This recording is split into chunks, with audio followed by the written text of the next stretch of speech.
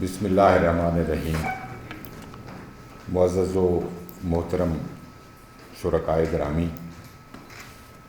علامہ محمد اقبال کے جنم دن کا یہ مہینہ چل رہا ہے اور ہماری خواہش یہ رہی ہے کہ اس مہینے کی مناسبت سے ہم ایسے پروگراموں کا انعقاد کر سکیں جو فکر اقبال کے فروغ میں، اقبال کے تصورات کے فروغ میں، ان کے کام کو آگے بڑھانے، ان کی فکر سے نئے لوگوں کو متعارف کرانے کا یہ جو پروگرام ہے مختلف وہ ارینج کیے جائیں۔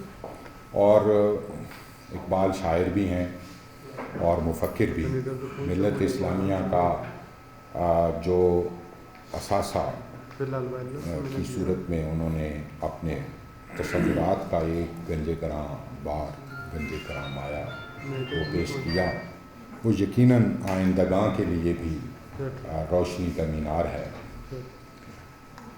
اسی اقبال چیر کے ذریعے ہم اقبال کے ایک بہت اہم پہلو کو آج کا ہم نے موضوع بنایا ہے۔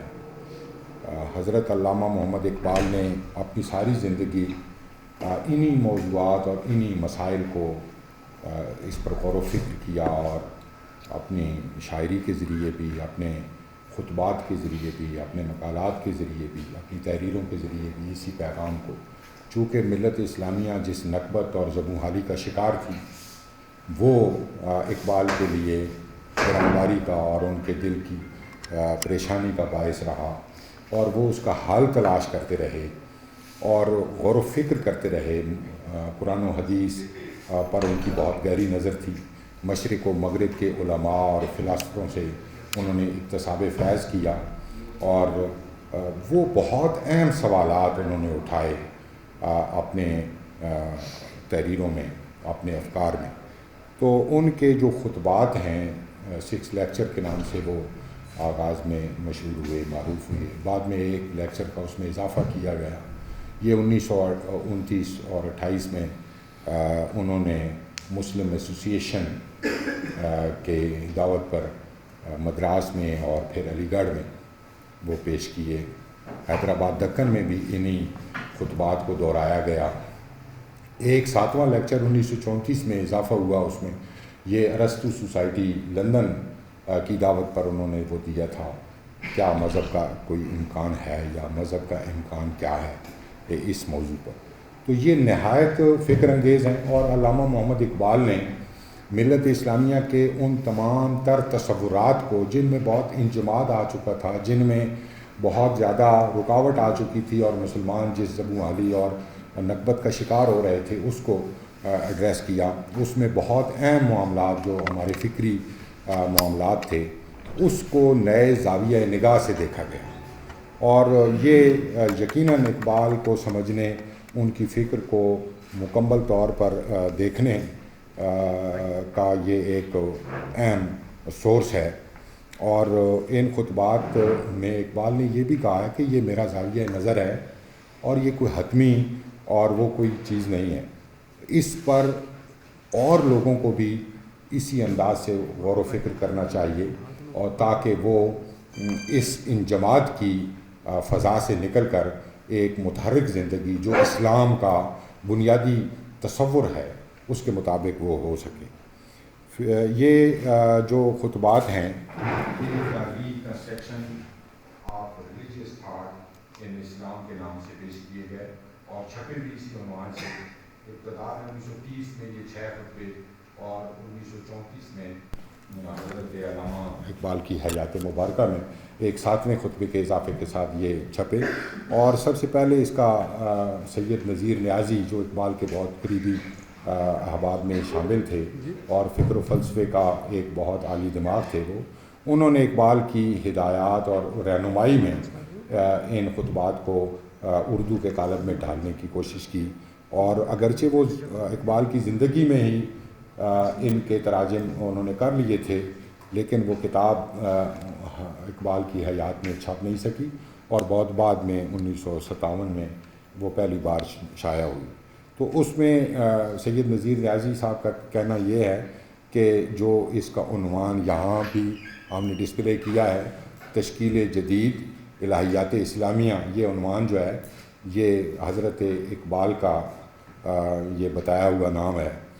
بہت سارے اور بعد کے علماء نے اور دانشوروں نے ان خطبات کو مختلف زبانوں میں ترجمہ کیا، اردو میں بھی کئی تراجم اس کے اور لوگوں نے کیے ہیں، جن میں شہزاد احمد کا ترجمہ بھی، شریف کنجائی صاحب کا ترجمہ بھی، ڈاکٹر محمد سمیع الحق کا ترجمہ دلی سے چھپا، فارسی، عربی، جرمن اور فرانسیسی زبانوں میں بھی ان خطبات کا بہت عمدہ اور اچھا ترجمہ جو ہے وہ ہوا۔ پھر یہ کہ اس کے ملخصات اور اس کے افکار کا خلاصہ مختلف ارباب علم و دانش نے اپنے اپنے سمجھ کے مطابق، اپنی اپنی فہم کے مطابق وہ کیا، اور یہ سلسلہ جو ہے فکر اقبال کا کے فروغ کا یہ سلسلہ جو ہے ان خطبات کے وساطت سے وہ پھیلتا چلا گیا۔ آج ہماری خوش ہے کہ اقبال شعر کے صدر نشین معروف دانشور اور صاحب طرز فتح محمد ملک صاحب نے اس موضوع پر ہماری رہنمائی کے لیے اس موضوع کا انتخاب کیا، وہ اس پر گفتگو فرمائیں گے۔ آپ لوگوں کے ذہنوں میں اگر کوئی سوال ابھریں وہ ضرور آپ نوٹ کریں، گفتگو کے بعد ہم انشاءاللہ ان سوالات کو بھی لیں گے اور کوشش کریں گے کہ وہ آپ کے سوالوں کے جواب دیں۔ اس بابرکت محفل کا فکر انگیز مجلس کا آغاز ہم اللہ کے بابرکت کلام سے کرتے ہیں۔ میں عبدالباسط مجاہد صاحب کی خدمت میں معذور ہوں کہ وہ تلاوت کلام پاک سے آغاز کریں۔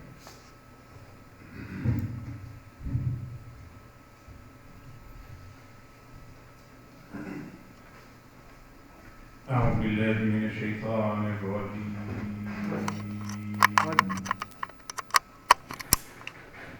بسم الله الرحمن الرحيم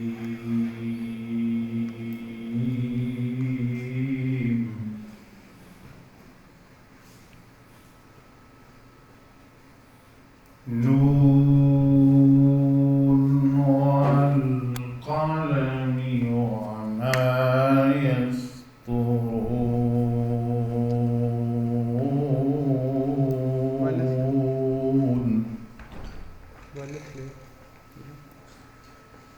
بسم الله الرحمن الرحيم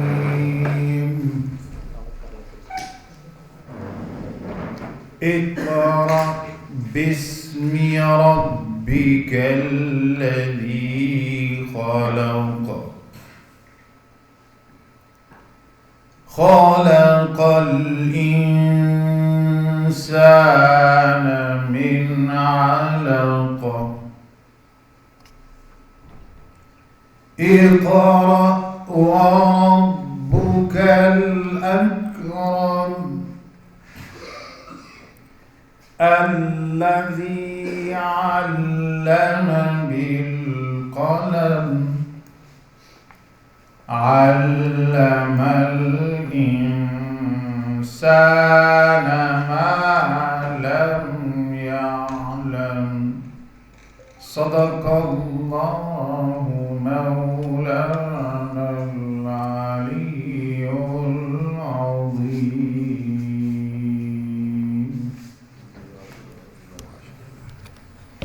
ماشاءاللہ، جزاک اللہ۔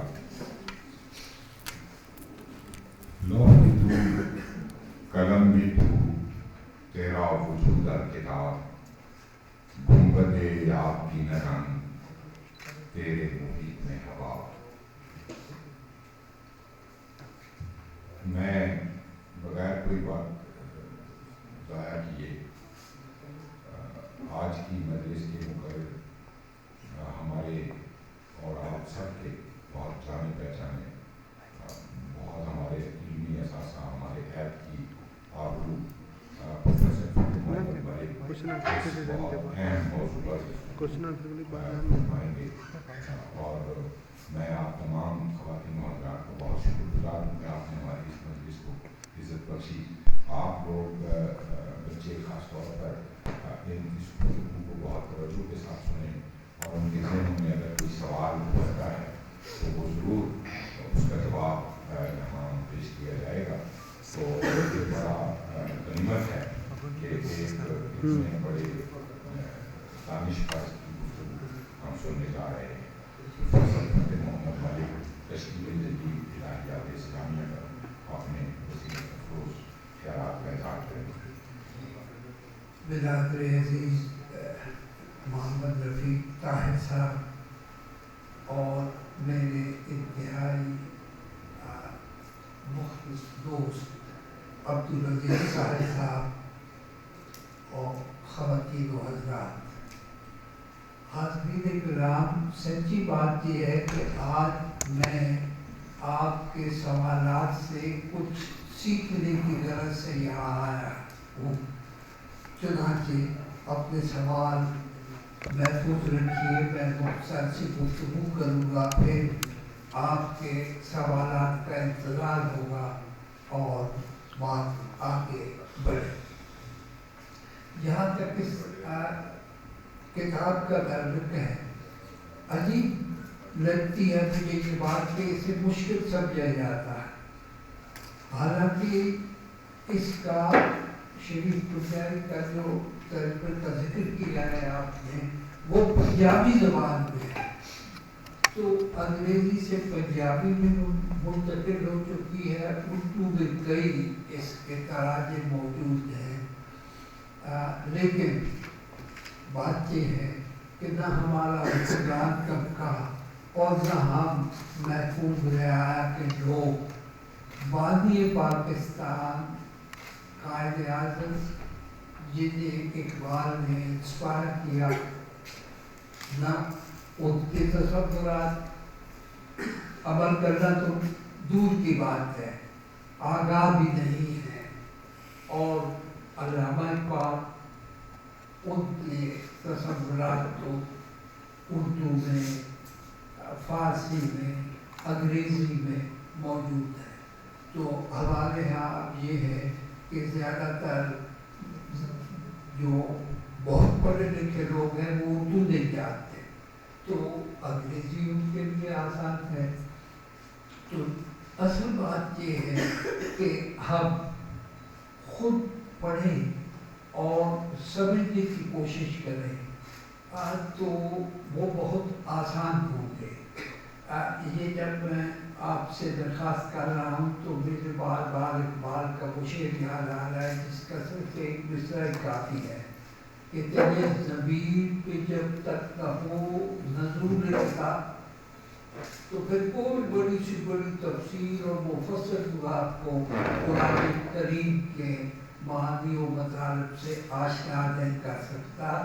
آپ پڑھیں اور اس طرح پڑھیں کہ یہ قرآن حکیم کی آیات آپ پہ اس وقت نازل ہو رہی ہیں اور آپ سے سمجھ جائیں کہ اللہ آپ سے کیا کہہ رہا ہے. تو اس درخواست کے بعد میں آتا ہوں اس کتاب کی طرف. تو مجھے اس کتاب کا جو فورورڈ ہے بہت مختصر سا ہے. وہ ہمیشہ اقبال کی عظمت جو ان کی علمی تجسس پر منحصر ہے وہ دلکش محسوس ہوتی ہے. اس مختصر سے اس فورورڈ میں وہ یہ بتاتے ہیں ہمیں کہ آج تک دنیا کا علم ترقی کرتے کرتے جہاں تک پہنچا ہے، میں نے اسے سیکھنے کے بعد یہ قلم بند کیے ہیں. کیا ستون، اب میں اس دنیا سے رخصت ہو جاؤں گا لیکن علم ترقی کرتا چلا جائے گا، اور میری دنیا سے رخصتی کے بعد علوم میں جو مزید ترقی ہوگی اس سے پتہ چلے گا کہ میرے خیالات خام ہیں ان میں سے کچھ. تو آپ کا کام یہ ہے کہ دنیا بھر میں علم کی جو ترقی ہو رہی ہے اسے سمجھے، سیکھیں اس سے اور آگے بڑھتے چلیں۔ اب یہ کہ آج تک ہمارے یہاں اس سے بہتر کتاب نہیں لکھی گئی، کیوں نہیں لکھی گئی؟ اس لیے کہ علم کی ترقی اقبال کے تک جو تھی وہ بھی نہیں ہمیں پتا کہ کیا تھی، اور اس کے بعد علم جو ترقی کرتا چلا آ رہا ہے وہ بھی ہمارے نصاب تعلیم سے اور ہمارے مزاج سے، تہذیبی مزاج سے لگا نہیں کھاتی۔ تو پہلی بات تو یہ ہے جو اقبال ہمیں بتاتے ہیں کہ بھئی دنیا میں آج تک علم نے جو ترقی کی ہے اس سے مستفیض ہوں، اور یہ نہ سمجھے کہ میرا کہا ہوا حرف آخر ہے۔ اس پہ مجھے ایک بات یاد آتی ہے کہ اقبال آخری عمر میں ایک کتاب اور لکھنا چاہتے تھے انگریزی میں، جس کا نام انہوں نے تجویز کیا تھا اسلام ایز آئی انڈرسٹینڈ اٹ۔ تو چند دوستوں نے ان سے کہا کہ بس عنوان اگر آپ صرف اسلام رکھتے تو اچھا لگے گا، یہ بہت لمبا عنوان۔ اچھا، اس کتاب کے سارے اسلام سے موجود ہے ہمارے پاس اور چھپ چکے ہیں، تو اس سے اندازہ ہو سکتا ہے کہ وہ کن پہلوؤں پہ روشنی ڈالنا چاہتے تھے۔ تو اقبال نے اس کے جواب میں کہا، بھائی میں یہ کیسے کہہ سکتا ہوں کہ اسلام وہی ہے جو میری سمجھ میں آ رہا ہے۔ تو اب یہ جو انتظار جو ہے یہ میرے جیسے کسی کم علم کے نصیب میں نہیں ہے، ہم غرور میں مبتلا رہتے ہیں۔ لیکن اقبال جو ہے اتنا منکسر المزاج تھا کہ وہ یہ سمجھتا تھا کہ میں جو اسلام پہ کتاب لکھ رہا ہوں اسے لوگ یہ نہ سمجھے کہ یہ سند ہے، یہ اس میں جو کچھ کہا گیا ہے وہی ٹھیک ہے، بلکہ یہ کہ اقبال کی سمجھ میں یہ اتنا کچھ ہی آیا ہے اور لوگ ممکن ہے اس سے بہتر سمجھ سکیں۔ اب آتے ہیں ان خطبات کی طرف۔ تو آخری جو خطبہ ہے اس میں اشارے موجود ہیں کہ کمیونزم کے طلوع نے ایشیا کے گرد و نواح میں اقبال کو انسپائر کیا اور خطرے میں بھی مبتلا کیا۔ انسپائر یہ کیا کہ ایسا انقلاب دنیا میں آ سکتا ہے جو اسلام کی اصل روح سے پھوٹنے والا انقلاب کیوں نہیں آ سکتا۔ تو اس کا انہوں نے آخری جو صفحہ ہے، یہ جو بات کا ہندوستان کا لیکچرر جو 6 لڑکے پہلے تھے اس کا وہی آخری اس کا اقبال کی نقطہ نظر سے خطبہ تھا۔ تو اس میں وہ بتاتے ہیں کہ ہمیں اب اسلام کی اصل روح جو آج تک کے علوم و فنون کی ترقی کی مدد سے ہم سمجھ سکتے ہیں، اس کے آشکار ہونے کا وقت آ پہنچا ہے۔ لازم ہے کہ دنیا اسلام کے عرصے میں جو اتنا بڑا انقلاب آیا ہے اور اس انقلاب کی جو ہے اس کی جو تعبیر ہے وہ اسلام کی روح سے آدھی سچ ہے آدھی جھوٹ ہے۔ تو یہاں میں اس کتاب کو چھوڑ کے جاوید نامہ تک پہنچتا ہوں اسی موضوع کا۔ تو اقبال نے جمال الدین افغانی جاوید نامہ میں جمال الدین افغانی کی روس کے اشتراکی انقلاب پہ ایک پورا چیپٹر ہے. تو اس میں وہ کہتے ہیں کہ لا جو ہے لا الہ الا اللہ کا لا صلاتی لا کلیسا لا الہ یہ تو ہو گیا. اب الا اللہ جب تک نہیں کرے گا کہے گا روسی اشتراکیت لا کے مقام نفی سے الا اللہ کے مقام اثبات کی طرف رخ نہیں کرے گی تو ختم ہو جائے گی. اب یہ کہ کہاں ہے روس کا اشتراکی اختلاف؟ انہوں نے الا اللہ نہیں کہا تو ختم ہو گئے. اب ہمارے ہاں اقبال کی اس پیش گوئی کا تذکرہ نہیں ہوتا، اس لیے کہ زیادہ تر وہ لوگ ہیں ہمارے دانشمندوں اور دانشوروں میں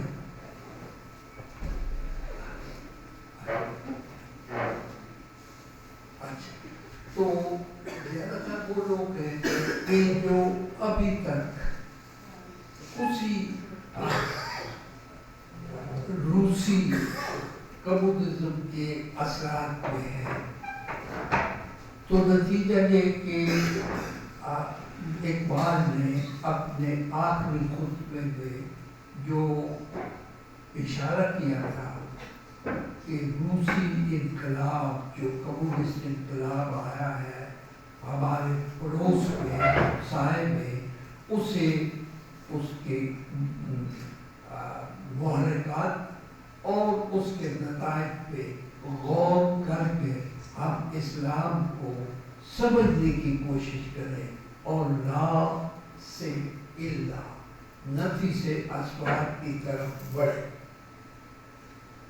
آخری جو دو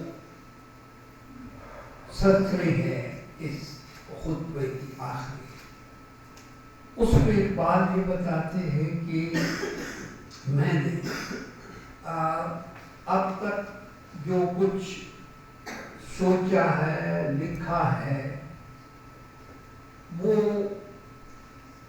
ایسا ہے کہ آج وقت آ گیا ہے کہ اس کی طرف گہری توجہ دی جائے، اس لیے کہ ارتقائی عمل کے ساتھ ساتھ اب دنیا اسلام اس اسٹیج پہ پہنچ گئی ہے کہ وہ مکمل طور پر اسلام کو سمجھے اور اس پر عمل پیرا ہو جائے. اب یہ جو آخری سطریں ہیں انہیں سمجھنے کے لیے پھر آپ کو اور مجھے باقی جو لیکچر ہیں ان میں گہرائی کے ساتھ ان کے معنی و مفہوم کو سمجھنا پڑے گا. اقبال میری تفہیم کے مطابق یہ سمجھتے تھے کہ اسلام دین کامل ہے، لیکن اللہ میاں نے انسان کے ذہنی اور فکری ارتقاء بچپن سے لے کے انسان کی بلوغت تک کے مختلف مراحل پہ اسلام کو پیش کرنا شروع کیا. بچپن میں جس حد تک پیغام کو سمجھا جا سکتا تھا، پھر لڑک پر تھا، پھر شباب تک. تو یہ جو ہے یہ شباب کا زمانہ ہے انسانیت کے، اس لیے اب مکمل طور پر اسلام کو سمجھنا اور اس پہ عمل کرنا ممکن ہے. میں جب یہ سطریں پڑھتا ہوں مختلف خطبات میں اعتماد کی تو مجھے یاد آتا ہے کہ قرآن کریم پڑھتے وقت بھی آپ کو لگتا ہے کہ اللہ میاں کبھی صرف بنی اسرائیل کو مخاطب کرتے ہیں، ان کا پیغام ان کے لیے ہے، کبھی کسی اور معاشرے کے لیے ہے، اور مکمل طور پر جو पैगाम है, वो फिर आखिर में आता है या अय्युहन नास। तो जितनी दुनिया में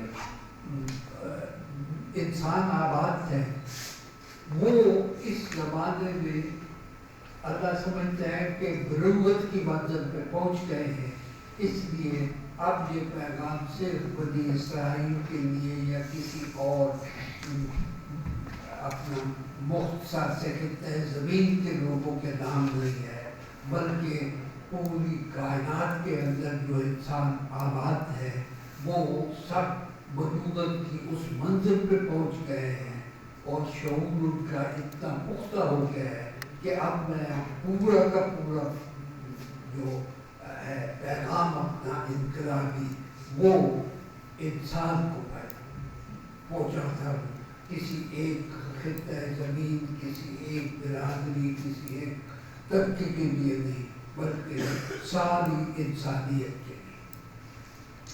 अब बहुत आपके कान खा लिया, अब मैं आता हूँ थोड़ा सा मगरब और मशरिक़ का जो फ़र्क है इक़बाल के नज़र में उसकी जानिब। तो पहले ही खुतबे में उन्होंने मौजूद यही बनाया है कि इन जहाँ से भी मिले वो मोमिन के गुमशुदा मीरास है।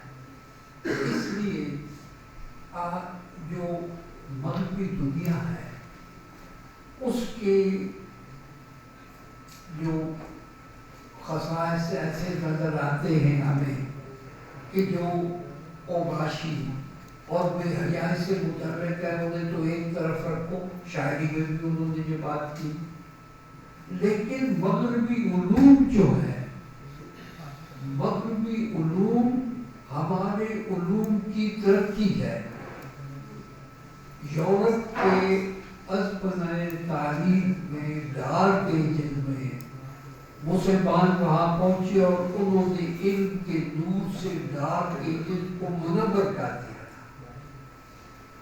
तो जो वहाँ इस वक्त इल्म फ़न की तरक्की हो रही है, इक़बाल जब लिख रहे थे, तो वो गोया हमारे दिए हुए उलूम जो मग़रबी दुनिया को दिए थे, उन उलूम ही की तरक्की है, हमारा ही गुमशुदा माल है। और उसमें एक उधर जाते नहीं ज़्यादा इससे इशारा कर सकता हूँ कि फारसी मसले में भी उन्होंने इस तरह की बात की है कि पहले जो बात शुरू होता है उसमें यूरोप का जो और मग़रबी दुनिया का जो ज़िंदगी का असलूब है, जो बुनियादी है, जो फहाशी है, उसे तो उसकी नफ़ी करते हैं, लेकिन बात के आखिर में आके वो कहते हैं कि ये एक तरफ, लेकिन उनके उलूम व फ़ुज़ूल जो है वो वही है कि जो हमने उन्हें दिए, हम उलूम में तरक्की करते गए, फिर एक ज़माना ऐसा आया कि हम सो गए। तो जब हम सो गए और हमसे इल्म की शमع गिर पड़ी तो मग़रब ने उठा ली। तो मग़रब में जितने उलूम हैं वो सारे उलूम हमारे अपने इल्मी विरसा का एक हिस्सा है। हम जब सो गए तो उन्होंने अपने उलूम व फ़ुज़ूल की तरक्की में हम उससे हम गाफ़िल हो गए। तो उसके बाद ये है कि उन्होंने हमारे उलूम को आगे बढ़ाना शुरू किया। चुनांचे अब हमें इस तरह की कोई झिझक नहीं होनी चाहिए कि ये फ़रंगी है, नहीं। इल्म की हद तक सियासत और माशरत जो है उनकी अलग है, हमारी अलग है, लेकिन इल्म, साइंस व हिकमत उसमें जितनी तरक्की है वो हमारा खोया हुआ माल है और हमने उस माल को समेटना है फिर से। और जो अज़्ज़ा आपने गुजारा गफलत में, उस गफलत की नींद से बेदार हो के اور مغربی علوم و فنون کو اپنا سمجھتے ہوئے آگے بڑھتے چلے جانا. تو بہت آپ کے کان میں نے کھا لیے اور سوالات کا مجھے انتظار ہے، تو میں سمجھتا ہوں کہ یہاں میں اپنی گفتگو کو ختم کروں اور اپنے دوستوں سے اپنے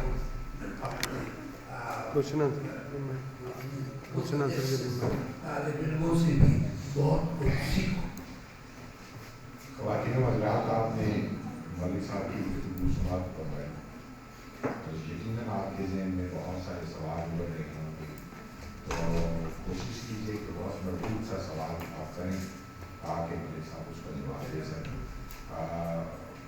یہ جو آج کا خطبہ تھا یہ اگرچہ بہت مختصر ہے اور یقیناً اس اتنی بڑی کتاب کی ترمیم اور تعبیر کی طرف اس طرح سے نہیں ہماری توجہ آ رہا ہے، لیکن اس کی سب سے بنیادی وجہ یہ ہے کہ اس بہانے یا اس کی روشنی میں ہم اس بات کا مطالعہ کر سکتے ہیں، اس کی طرف ہم قدم بڑھا سکتے ہیں. جیسے پروفیسر صاحب نے فرمایا کہ اس کی تشریحات ہو چکی ہیں، اس کے تراجم ہو چکے ہیں، اس پر بہت اہل علم نے گفتگو کی ہے، تو وہ سارا سرمایہ ہمیں بہت آسانی کے ساتھ دستیاب ہے.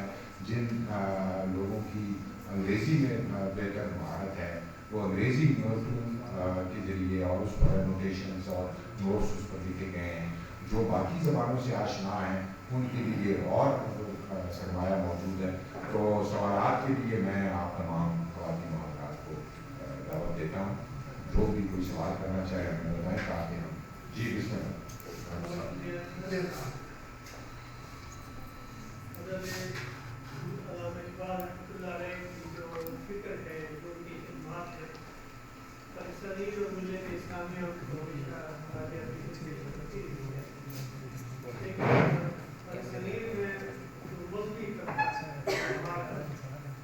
ان کی شاعری سے اور ان کے دیگر افکار سے تو وہ بھرپور استفادہ کرتا ہے، ذکر کرتا ہے اپنی تقریروں تحریروں، لیکن ان کے خطبات کے حوالے سے جو ہمیشہ خدشات رہے اور خاص کر ان کا جو خود کا اشتہاد کے حوالے سے ہمارے آج تک کے جو علماء ہیں ان سے نہیں کرتے کہتے تو ہماری فکر کے مطابق نہیں ہے. یہ میرا سوال یہ ہے کہ اقبال کی تمام تر دیگر جو افکار ہیں ان کی اس کے برعکس ان کا یہ جو خطبات ہیں مذہبی طبقے نے اس سے کیوں نہیں اس طرح استفادہ کیا؟ کیا وجوہات ہیں؟ سب سے بڑی وجہ تو یہ ہے کہ اقبال انہیں مکمل طور پہ رد کرتا ہے اور شاعری کی بھی تمنا کرتا ہے، اور وہاں بھی میں تو خطبات یہ ہے ایک مصرع اقبال کا کافی ہے: دین ملا فی سبیل اللہ فساد.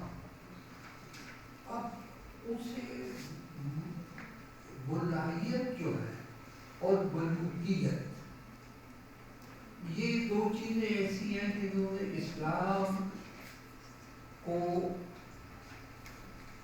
خلافت راستہ کے بعد، اس کے اختتام کے بعد سے لے کے معاویہ کے زمانے سے لے کے تو آج تک وہ اسلام کے مفہوم کو بالکل ہی بدل کے رکھ دیا ہے. اور اب یہ جو اقبال کا ایک مصرع میں نے پڑھا ہے، بھائی یہ میرا نہیں اقبال کا ہے بچوں، بدعت کا بات. دین دو طرح کے ہیں، ایک دین حق ہے اور ایک دین ملا. دین حق وہ ہے جو قرآن پاک پہ ہے، جو حضور کی اور خلفائے راشدین کی قیادتوں نے ہمارے مدینہ منورہ میں جس کی ایک مثال پیدا کی رکھا.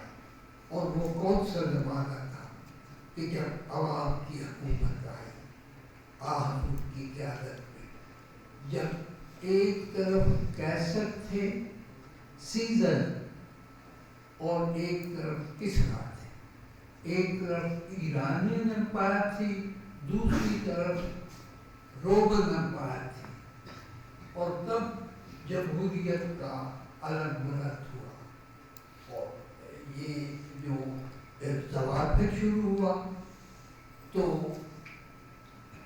بادشاہت بنی،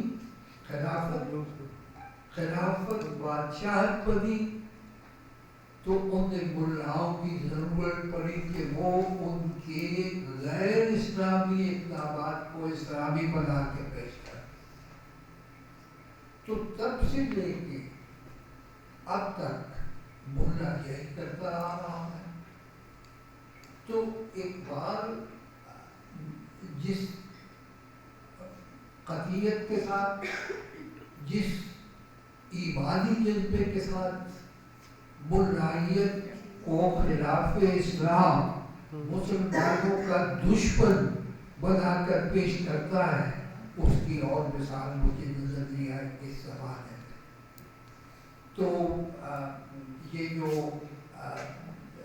آپ نے سوال کیا ہے، میں شکر گزار ہوں کہ یہ موقع ملا تو بتایا جائے کہ حقیقی اسلام کی نوع کیا ہے، کیفیت اقبال کے ہاں، اور مسلمانوں سے اسلام کو چھین لینے کے لیے جو قوتیں ہیں، بصر اقتدار قوتیں، حکمران، انہوں نے مولوی کس طرح سے بال رکھے۔ تو دین حق اور دین ملک، اس کی تفریق جیسی اقبال نے کی اپنے زمانے میں، شاید وہ نے یہ احساس تھا کہ میرے بعد ایسے زمانے میں آئیں گے کہ جب ضیاء الحق نام ہوگا، نہ ضیاء ہوگی نہ حق ہوگا، اور اس کے لیے ملائیت کی ترویج کی ضرورت ہوگی، اور اس کے جنم ہے۔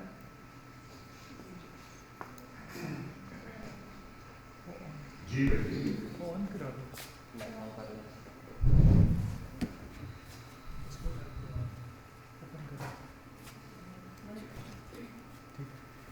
سر، میرا کوشچن ہے کہ جس طرح اقبال اور ان کا جو کام ہے وہ ہمارے لیے قومی اثاثہ ہے، تو سر میرا ایک پریکٹیکل سا کوشچن ہے کہ آپ کا ماشاء اللہ ایجوکیشن فیلڈ سے کافی ایکسپیرینس رہا ہے، تو سر آج کا جو ہمارا اسٹوڈنٹ ہے اور آج کا جو ٹیچر ہے سر، وہ اقبال کا جو فلاسفی آف لائف ہے یا فلاسفی آف ایجوکیشن اس سے بہت دور ہے، نالج کی بھی زیادہ کمپارٹمنٹ ہے، تو ایک ٹیچر کس طرح سے اپنی ٹیچنگ کے اندر بیلنس رکھ سکتا ہے اور اسٹوڈنٹ کو کس طرح سے راغب کر سکتا ہے اقبال کی فلاسفی آف لائف کے ساتھ پریکٹیکلی کوئی اسٹریٹجیز اگر آپ سجیسٹ کریں؟ بیٹی آپ نے بہت اچھا سوال کیا ہے۔ جس زمانے میں پڑھ رہا تھا تو وہ زمانہ آپ کے زمانے سے بہتر تھا، لیکن تب بھی یہ تھا کہ والد بھی فلاں فلاں میں نہیں پڑھا دی، اب کتاب ہے کیوں نہیں پڑھا دی؟ وجہ یہ کہ بھئی ہم سب مسلمان ہیں، لیکن ایک سیاسی پارٹی کا نام جماعت اسلامی ہے، اور باقی جماعتیں بھی مسلمانوں کی ہیں۔ اچھا، ہماری یونیورسٹیوں پہ اس زمانے میں بھی اس طرز فکر کے اثر تھا کہ بالادستی تھی۔ اب تو یہ ہے کہ اب تو پڑھایا ہی نہیں جاتا اس طرح سے، تو یہ ہماری بہت بڑی خامی ہے، اور لمبی ہو جائے گی بات، لیکن یہ کہ یہ بھی اسی زمانے میں ہوا، ضیاء الحق کے زمانے میں ذوالفقار علی بھٹو نے پاکستان ٹوٹ چکا تھا، ویسٹ پاکستان جو آج کا پاکستان ہے اس کے بارے میں یہ باتیں ہو رہی تھی کہ پتہ نہیں یہ سروائیو کر سکے گا قیامت کے لیے اور ویسے یا نہیں۔ اقدامی کبھی بہت خراب حالات تھے، لیکن انہوں نے وزیر اعظم بنتے ہی سارے کے سارے تعلیمی اداروں کو سرکاری کنٹرول میں لے لیا، تاکہ ایک طرح کا نصاب تعلیم हर जगह हो और बाहर से कोई मुदाखलत ना हो जिस तरह से आप हो रही है। अच्छा, अब चूंकि सारे स्कूल कौमी तालीम में आ गए तो यकसर निसाब और असातिज़ा इत्तराम को भी ये नहीं कि सर वो रसीद पे आप लिखवाएं 200 रुपए और दे 50 उसकी जेब पे, ये भी बातें थी। क्योंकि असातिज़ा के हालात भी बेहतर हो गए थे, सरकारी सतह पे हो गई, तनख्वाहें भी मिल गई थी, उनका मरतबा और मकाम भी मुतय्यन हो गया था। तो जब ज़ियाउल हक ने आके दोबारा कोशिश की तो सरकारी ज़बानों के असातिज़ा ने हड़तालें की, मुश्किल हो गया।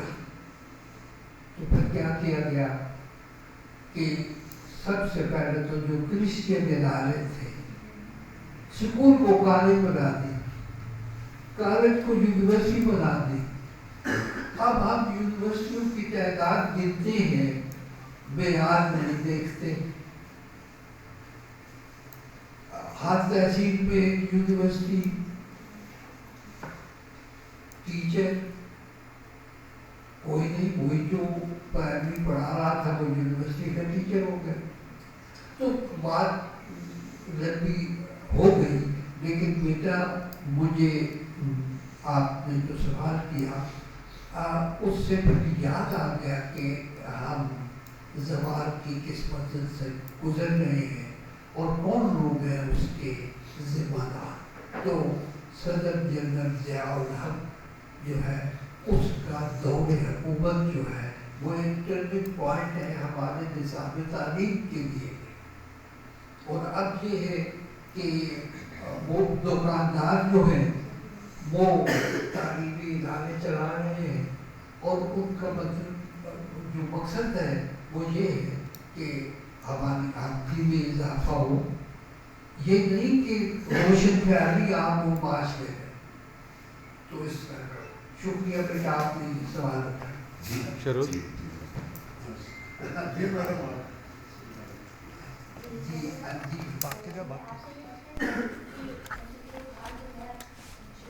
उसके पहलू ज़िंदगी के हर शोबे पर मुहित हैं और इस्तेफ़ादा उससे होता है और रहनुमाई की ज़रूरत होती है। प्रैक्टिकल हवालों से अगर हम देखें तो तालीम में उनका बहुत बड़ा एक अफ़कार, अबलाग में बहुत बड़ा अफ़कार, सियासत में, दीन में, शऊर में, हर सतह पर उनके अबलाग मौजूद हैं। हमारे यहाँ आप एक दानिश्वर के तौर पे मुझे ये ज़रा बताइएगा कि हम जब तालीम से हट कर जो गुफ्तगू आपने कर दी, अब हम दो अलग शोबे लें, अगर ज़राए अबलाग का शोबा लेते हैं मीडिया का और एक शोबा हम लेते हैं अगर सियासत का, तो इन दोनों में सूरत हाल इस तरह है कि अबलाग में सिर्फ उस वक्त इकबाल को टच किया जाता है कि जब उनका यौम वलादत और यौम वफ़ात आता है। हम पूरा साल उनके अफ़कार की तरवीज नहीं करते, हमारे यहाँ प्रोग्रामिंग ये नहीं होती। सियासत की बात अगर हम ले तो हम ये इस असूल पे पैर, जो इकबाल ने कहा कि जुदा हो दीन सियासत से तो रह जाती है चंगेज़ी, सियासत के अंदर भी यही घपले हैं। आप बतौर एक इंटेलेक्चुअल इनके क्या हल देखते हैं कि हम अपने मीडिया को, यानी तमाम ज़राए अबलाग को, जिसमें हमारा प्रिंट मीडिया है, हमारा इलेक्ट्रॉनिक है, हमारा सोशल मीडिया है, इन तमाम को इकट्ठा रखें और साथ ही हम सियासत के सियासतदानों के लिए कोई तजवीज़ करना चाहें तो आप इस बारे में क्या फ़रमाते हैं और आपका नुक्ता नज़र क्या हो? बात ये कि जिस तरह से बेटी ने पहले सवाल किया उसी से होता बिल्कुल मुझसे सवाल, तो मैं आपको एक वाक़या सुनाता हूँ आपकी ज़िंदगी। मैं हाइडेलबर्ग यूनिवर्सिटी में पढ़ा रहा था, तो हुक्म हुआ कि मैं बर्लिन में भी पढ़ा। तो एक दिन बर्लिन चला यहाँ करता था, तो बर्लिन में ये हुआ कि जब दीवार गिरी बर्लिन की, कम्युनिस्ट और कैपिटलिस्ट बर्लिन एक हुआ, तो वो यूनिवर्सिटी जो बहुत करीब यूनिवर्सिटी बर्लिन की थी, जिसपे बहुत बड़ी बड़ी शख्सियत तालीम हासिल की थी, تو وہ ادھر آ گئے اکٹھے مل گئے. تو اب برلن یونیورسٹی وہ نہ رہی کہ جو صرف ویسٹ برلن کی تھی. تو وہاں جا کے مجھے پہلا جو سبق ملا وہ یہ کہ انہوں نے یہ کیا تاکہ کیپٹلزم اور کمیونزم کا فرق قائم رہے. تمام ہیومینٹیز کے اور سوشل سائنسز کے جو پروفیسر تھے انہیں تعلیم سے ٹیچنگ سے الگ کر دیا. یہ نہیں کہ بے روزگار کیا, کسی کو انشورنس کمپنی میں بھیج دیا, کسی کو اس سے بڑی تنخواہوں پہ ادھر ادھر بھیج دیا. لیکن جو وہاں کا ساؤتھ ایشیا انسٹیٹیوٹ کا ہیڈ تھا پروفیسر ویدرمن, اس سے کہا کہ ایک این جی او بنائے. ابھی پاکستان میں این جی او نہیں آئی تھی, ایک این جی او بنائے. تو اس این جی او کی پہلی میٹنگ میں میں چونکہ وہاں تھا تو مجھے بھی پروفیسر ویدرمن نے کہا کہ تو ضرور آنا. میں ان کی ساری کارروائی سنتا رہا, بحث میں حصہ نہیں لیا. تو آخر میں مجھ سے کہنے لگی کہ بھائی تم ساؤتھ ایشین ہو, پاکستانی ہو, تو تم چپ بیٹھے ہو.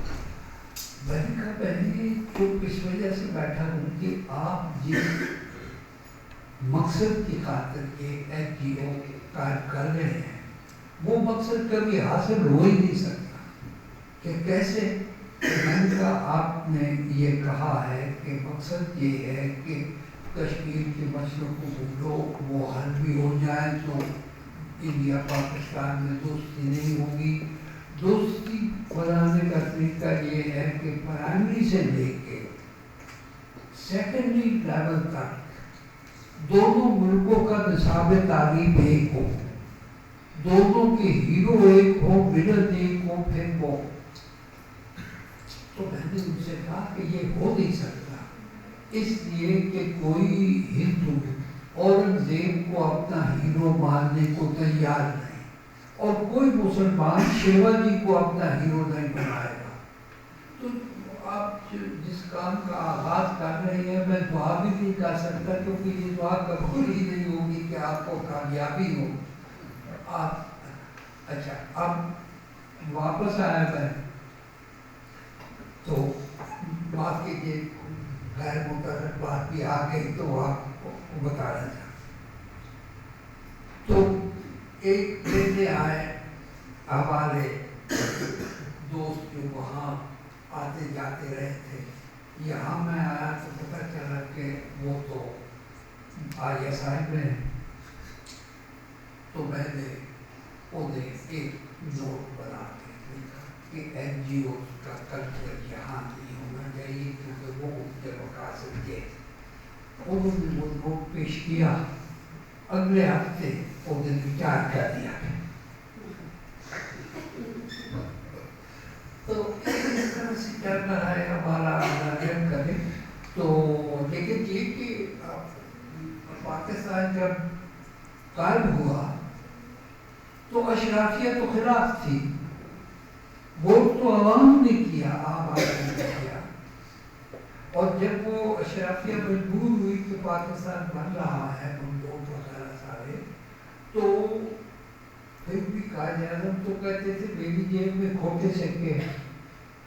تو وہ قائد اعظم کی جیب کے کھوٹے سکے, ان کا ووٹ تو ختم ہو گیا, لیکن جیبیں بدلتی چلے آ رہے ہیں اب تک. تو اب ہماری جیبوں میں بھی کھوٹے سکے, معاف کیجیے بدل دیجیے, غلط بات کر رہا ہوں.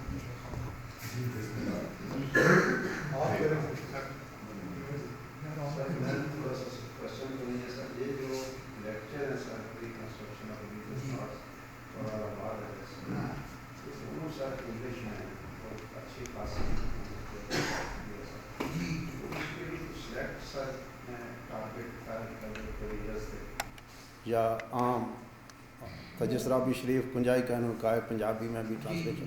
یہ سر تھوڑا سا ہوتا ہے کہ میں خود سر پڑھاتا رہا پاکستان اسٹڈیز اور سر کبھی بھی علامہ اقبال کا جو خطبہ ہے بہت کم لوگوں نے سارا پڑھا ہے سر. میں نے پڑھا بڑا لیٹ سر. جی تو بڑا ڈیٹیل ہے سر یورپ کی, بڑا اس میں انہوں نے یورپ کے بارے میں باتیں کی. ریلیجن کا role in the making of Europe ہے سر. ساری چیزیں انہوں نے کہیں, بلکہ یہ بھی پیشگوئی کی تھی کہ کبھی بھی ان کی انٹیگریشن جو ہے وہ نہیں اسٹیبل ہوگی جب تک ریلیجن ان کے اس میں نہ ہو. تو اب وہ بات ان کی سچ ثابت ہو رہی ہے کہ وہاں پر جو بریک اپ ہوتی ہے سر, وہ ریلیجن ان کا ایک سٹرانگ ٹائز نہیں ہے. تو یہ سر تھوڑا سا ایسے گائیڈنس چاہتا تھا کہ یہ انگلش میں سر دونوں لیکچر کیوں تھے سر؟ وہ تھے سر انڈیا میں مدراس اور اس میں کوئی بات ہوگی تو مجھے لگتا ہے کہ بھائی ایسا نہ ہو کہ یہاں سے نکلوں تو پھر تو جو آپ کر رہے ہیں یہ بات یہ ہے کہ ہمیں ایسی قیادت محب وطن میسر آئے جو ہماری اپنی ہو. جیل سے لوگ اٹھا کے ہمارے ساتھ نہ بٹھا دیا جائے بتاؤ لیڈر. اچھا تو اب یہ صورت حال ہے, ورنہ اتنا آسان کام ہے. قائد اعظم کا 1940 کا خطبہ, ان کا اقبال کا 1930 کا خطبہ لگا.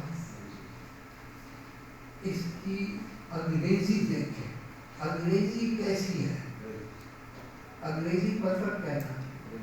تو ہم جو انگریزی پڑھاتے ہیں بچوں کو تو اسے ڈی ایس لارنس کو پڑھاتے ہیں, ضرور پڑھا ہے, محمد علی جناح بھی پڑھا ہے, محمد اقبال بھی پڑھا ہے.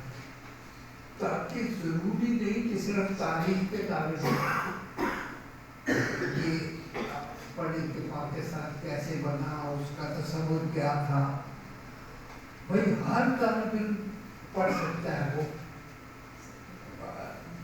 ہر سبجیکٹ جو ہے وہ یعنی سائنس کے جو سبجیکٹ ہیں ان میں بھی انگریزی زبان تو پڑھائی جاتی ہے نا ادب کی نقطۂ نظر سے.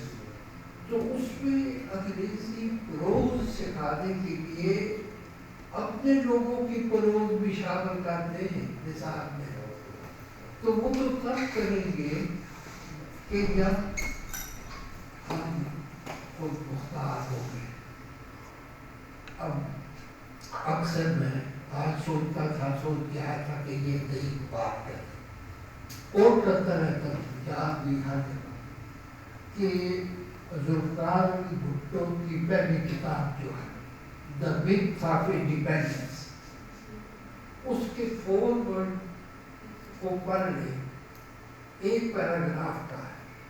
تو شروع ہی اس طرح سے ہوتا ہے کہ جب میں ایوب خان کی کیبنٹ میں وزیر بنا تب مجھے پتہ چلا کہ پاکستان کا ہر امپارٹنٹ فیصلہ امریکہ میں ہوتا ہے.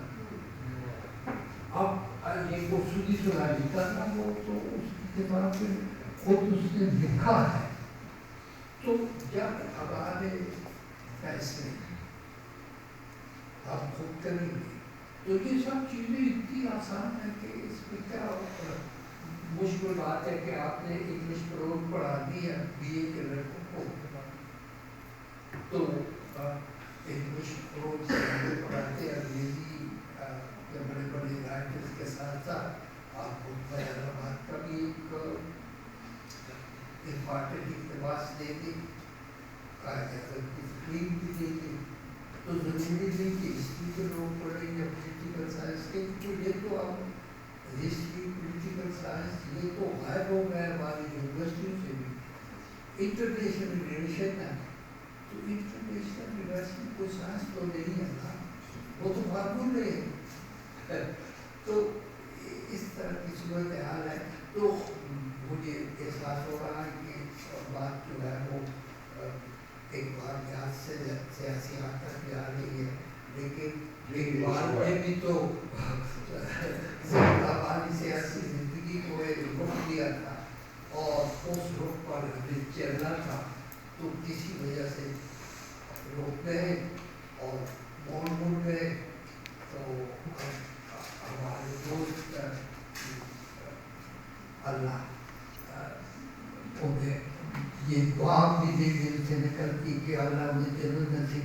کہ پتہ ہے پہلے جنت میں ہو وسط مفتی صاحب، تو انہوں نے جو مرحوم نے کتاب لکھی ہے دو، تو اس پہ یہ ہے کہ پاکستان کے دو تصور ہیں، ایک ہے اقبال کا اور قائد اعظم کا، دوسرا ہے ایوب خان۔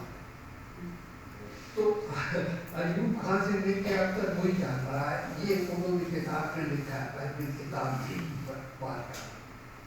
تو اب یہ صورتحال ہے کہ ہمارے بس پہ تو نہیں ہے، لیکن ایک بات جو میں اپنے بیٹیوں اور بیٹوں کو بتا ہوئے جو پڑھ رہے ہیں کہ بھئی یہ پڑھائی وہی نہیں ہوتی جو نصاب تعلیم میں جو کتابیں شامل ہیں انہیں کی، وہ تو آپ پڑھیں گے نا امتحان پاس کرنے کے، ساتھ ساتھ دوسرے بھی پڑھ لیں۔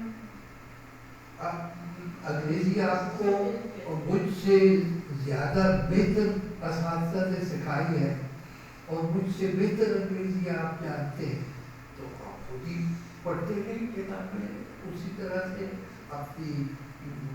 اپنے وطن کے بارے میں، اپنی قوم کے بارے میں، تو بہتر یہی ہے کہ بجائے وہ اس انتظار میں کہ کب ہم اپنے اسکولوں میں اور اپنے تعلیمی اداروں میں جو نصاب پڑھایا جا رہا ہے خود مرتب کریں گے، اس وقت تک پڑھیں گے، پڑھیں نصاب بھی پڑھیں امتحان پاس کرنے کے لیے، اور فارغ ہوتے کھیلیں بھی اور اسپورٹس سے بھی نظر میں اور پڑھے بھی کتابیں۔ سر یہ سوال ڈاکٹر عبدالباسط صاحب، مشکل سوال سر میں یہ جاننا چاہتا ہوں کہ آپ ہمیں یہ روشنی عطا کریں کہ اقبال کا تصور اجتہاد مختصراً ہے کیا، اور دوسری بات یہ کہ آیا ضمنی طور پر یہ پوچھنا چاہوں گا جیسے آج ہماری پارلیمنٹ جس قسم اور رنگ کی ہے، کیا یہ اجتہاد کے مرتبے پر فائز ہو سکتی؟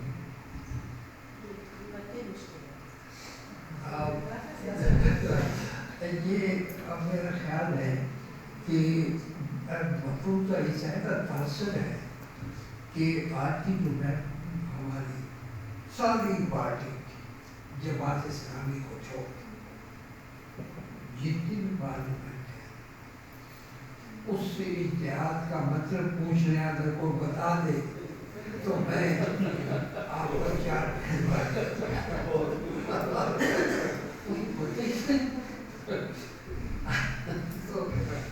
تو اس کے لیے پارلیمنٹ حقیقی آنی چاہے گی، اور آپ خود ہی جب اپنے مستقبل کو اپنے ہاتھ میں لیں گے تو پھر جو پارلیمنٹ آئیں گے وہ ایسے۔ اب دیکھیے کہ ایک ہر کوئی بات کرتا ہے، ساری پارٹیاں بات کرتی ہیں، کسی پارٹی کے وجود میں یا گفتگو میں یہ آتا ہے کہ جاگیرداری نظام اور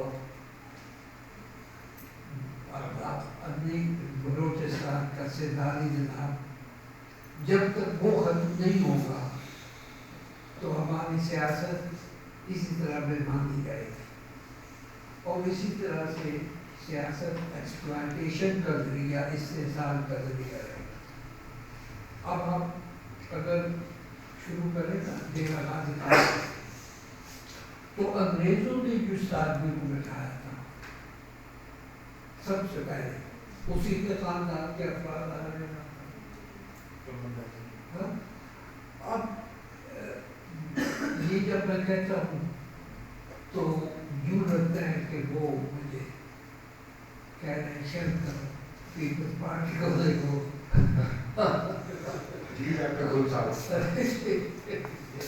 میرا سوال ہے کہ ہم اقبال جمہوریت کے بہت بڑے حامی ہیں، لیکن ہم مغرب کی اور مشرق کی جمہوریت کو جب دیکھتے ہیں تو وہاں پہ پھر فیوڈلز وہی سرمایہ دار، تو علامہ نے اپنے خطبات میں ایک روحانی جمہوریت کی بات کی ہے، تو وہ جمہوریت اس موجودہ جمہوریت سے کس طرح مختلف ہے؟ ایک تو یہ کہ بھائی اس پہ مجھے بات کیا جائے اپنے ایک مضمون کی طرف کرنا، روحانی جمہوریت کے مادی خدوخات، یہ ایک میرے مضمون کا عنوان ہے، تو میں آپ کو پیش بھی کر دوں گا۔ اب اس کی طرف آتے ہیں کہ روحانی جمہوریت، اقبال نعت نہیں کہتے رسمی معنوں میں، کیونکہ وہ تو ایک جلسہ سا ہوتا ہے نا، تو اس میں لوگ آ کے مشاعرے میں پڑھتے ہیں، انہوں نے کبھی اس طرح کی نعت نہیں، لیکن حضور ان کے دل و دماغ میں اور ان کی سیرت اس طرح سے جذب ہے کہ مثلا مجھے ایک غزل یاد آ رہی ہے، غلامی کیا ہے ذوق حسن زیبائی سے محرومی، جسے زیبا کہیں آزاد بندے ہے وہی زیبا، اور آزادی اور غلامی کے غزل کے مختلف شعر آتے جا رہے ہیں، اور انہیں سب سے بڑی شخصیت وہ یاد آ جاتی ہے عام کی جنہوں نے انسان کو آزاد، وہ دانائے سر ختم الرسل مولائے کل جس نے ہمارے راہ کو بخشا فروغ وادی سینہ۔ اب اس پہ مجھے اقبال جب پڑھتا ہوں تو ایک کبھی یہ نظر آتی ہے کہ اقبال کی شاعری ایسی ہے کہ مفہوم ہر آدمی کو فوراً پتہ نہیں چلتا، غبار نہ ہو میں اور میرا خاندان اور اس جیسے لوگ، گرے پڑے لوگوں کو جو زمین پہ غبار بن چکے انہیں اٹھانا اور فروغ وادی سینہ، یہ بھی غریب آدمی کو پامال مخلوق کو تقدس بخشنا، ایسا جیسا وادی سینہ کا تقدس ہے۔ تو یہ جو تھوڑا سا وہ مشکل ہو جاتا ہے، لیکن ہمارا کام ہے کہ ہم سمجھائیں کہ اصل بات تو یہی ہے۔ آگے یاد ہے، آپ سب کو یاد بھی ہوں گے وہ گانا ختم رسول سے آگے نا، نگاہ عشق و مستی میں وہی اکبر وہی آخر، کیا بولوں سب پتہ ہے آپ کو۔ تو اس طرح کا ہے کہ بنیادی بات جو ہے، یہاں سے میں ایک چاہتا ہوں آپ کا انتقاد اور کام کہ جب 33 کے الیکشن میں مسلم لیگ کو شکست ہوئی تو قائد اعظم کو اقبال کے نام جو خط ہے، اچھا آپ وہ خط تو چھپ گئے ہیں، پہلے تو پرائیویٹ کانفیڈینشیل تھے۔ 1940 میں جب پاکستان کی تحریک شروع کر دی قائد اعظم نے، تو 41-42 میں یہ خطوط چھاپ دی۔ اچھا اب 30s میں جو شکست ہوئی مسلم لیگ کو اور کانگریس کی، تو اس کے اسباب پہ کہتے ہیں کہ مسلمانوں کی غربت و افلاس کی طرف توجہ دیں، جب تک ہم اسے اپنا ایجنڈا نہیں بنائیں گے اور مقصد مقصود نہیں بنائیں گے، تب تک عوام ہماری طرف نہیں آئیں گے، اس لیے کہ عوام کے مسائل سے مسلم لیگ حاصل کی۔ تو اس کے بعد سے قائد اعظم نے عوامی مسائل کو اور غربت اور افلاس کو سب کو، اور اس سلسلے میں مجھے یاد آتا ہے، میں آپ کے کار کھانا چاہتا ہوں کہ 46 میں قائد اعظم نے دہلی میں آل انڈیا مسلم لیگ کے سے خطاب کرتے ہوئے کہا کہ ہم لوگ جو یاد رکھیں عوام کا خون چوسنا ہماری فطرت ثانیہ بن چکی ہے، اگر پاکستان میں یہی کام جاری رہے گا عوام کو لوٹنے کا خون چوسنے کا، تو مجھے نہیں چاہیے ایسا پاکستان۔ تو اب ہم اس جغرافیہ साथी जितने में बैठे हैं उन्होंने कहा कि अगर उस पे निज़ाम वो नहीं होगा जो आप पेश कर रहे हैं तो ऐसा पाकिस्तान नहीं जाएगा। तो अब हमें सोचना चाहिए कि इस पाकिस्तान को कायद-ए-आज़म और बानियान पाकिस्तान के ख्वाबो ख्याल का पाकिस्तान बनाना हमारा फर्ज अमली है।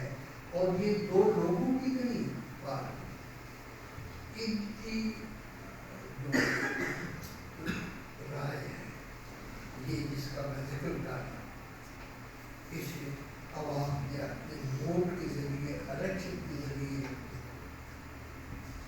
कबूल किया और इसी की बुनियाद पे अवामी सतह पे कायद-ए-आज़म की क़यादत में मुस्लिम लीग मकबूल हुई और पाकिस्तान कायम हो गया। साथ साथ कैसे अब जब कायम हो गया तो जो हुकूमत पाकिस्तान को बैनुल अक़वामी हुकूमतें रोक रही थी कि पाकिस्तान का नाम, उन्होंने सोचा कि कितने नीचे में आप नहीं छीन सकते,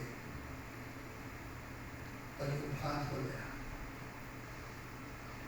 अब उसके बाद से फिर आबादी सब इस तरह हो गई कि एक कायद-ए-आज़म ने जो कहा था कि अगर इसी तरह से आवाम का खून चूसा जाता रहा पाकिस्तान में तो मुझे नहीं चाहिए ऐसा था, ये उन्होंने पालन कर। तो अब इस तरह से है हमारे ज़बान की कैफियत कि हमने हमारी जिसे हम सो कॉल्ड लीडरशिप कहते हैं, उसने मेरे ख्याल पढ़े ही नहीं या पढ़े तो उनकी चूँकि वफात में नहीं तो उन्होंने रद्द कर दिए और हम एक मराहल से गुजर रहे हैं जिनसे और कौमें भी दुनिया में गुजरी हैं। इसका ये मतलब नहीं कि आप समझ नहीं सकते। अब एक ऐसा मुकाम आ गया है कि मुझे लगता है कि हम अपनी मंजिल करो तब्दील करेंगे अयूब खान से कायद-ए-आज़म। अब आखिरी सवाल इस सवाल जवाब सेशन का डॉक्टर सलीमा यास्मीन बहुत देर से मुस्तैद हैं। जी